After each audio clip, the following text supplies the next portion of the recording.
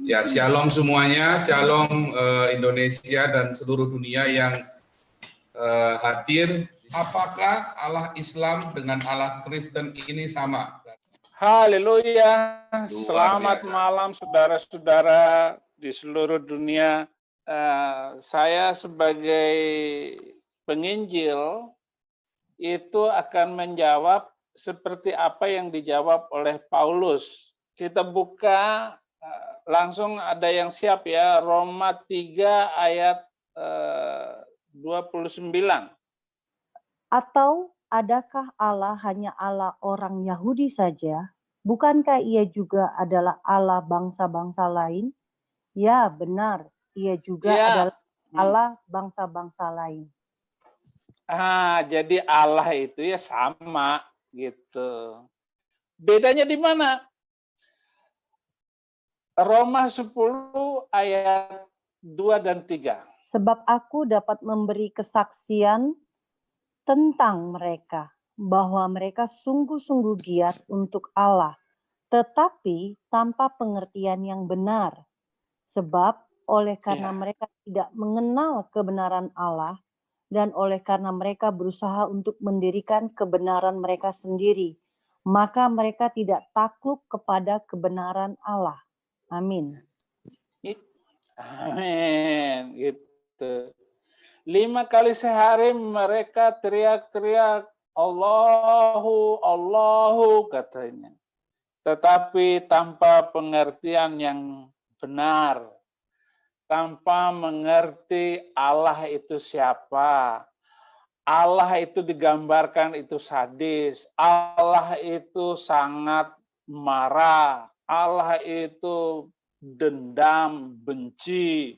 Lalu digambarkanlah Allah itu dengan ketakutan dan kengerian.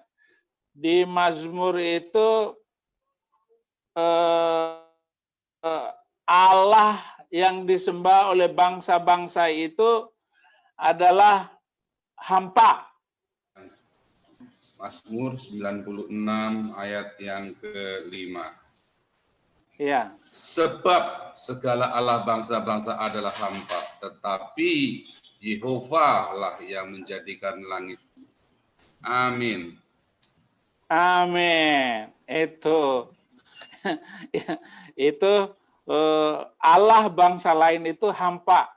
Allah bangsa lain itu bikin putus asa. Allah bangsa lain harus kita putar-putar 7 kali di batu hitam atau di batu merah atau batu kuning gitu. Kita tidak mengenal Allah yang seperti itu. Allah bangsa lain adalah hampa katanya. Kemudian Allah bangsa lain juga itu di Keluaran adalah berhala gitu. Mereka mengenalnya di dalam berhala-berhala. Sekeliling Ka'bah itu ada 365 berhala yang ditaruhkan dan itu adalah Allah-Allah mereka. Maka Allahnya itu ada Al-Lata, Al-Uzata, Al-Manata. Allah itu punya putri yang disebut 3 orang tadi. Tetapi datanglah Muhammad untuk kemudian mengkristalkan Allah itu menjadi Esa. Qul huwallahu ahad. Allah itu Esa. Allah itu tunggal satu gitu. Jadi tidak mengenal lagi berhala-berhala yang lain itu setelah Fathu Makkah tahun ke-9, kemenangan Muhammad setelah hijrahnya itu datang ke Mekah, kemudian menumbangkan seluruh berhala-berhala itu yang di sekeliling itu, dan tinggallah satu yang disebut batu hitam Hajar al-Aswad itu yang ditaruh di pojok Ka'bah itu. Dan saya juga tidak tahu persis kenapa batu hitam itu tetap ditaruh di pojok Ka'bah dari batu-batu yang 360 lebih itu sebagai berhala pada waktu itu. Jadi sebelum itu Allahus Somad, Allah Subhanahu wa Ta'ala itu belum dikenal oleh Muslim kecuali setelah datangnya Muhammad. Itulah riwayatnya. Demikian pula Allah bangsa-bangsa sebelum itu ada di orang-orang di Syria, ada orang-orang yang menyembah agama Ahura Mazda, itu sudah mengenal keesaan itu. Allah yang esa itu juga sudah dikenal, tapi namanya beda.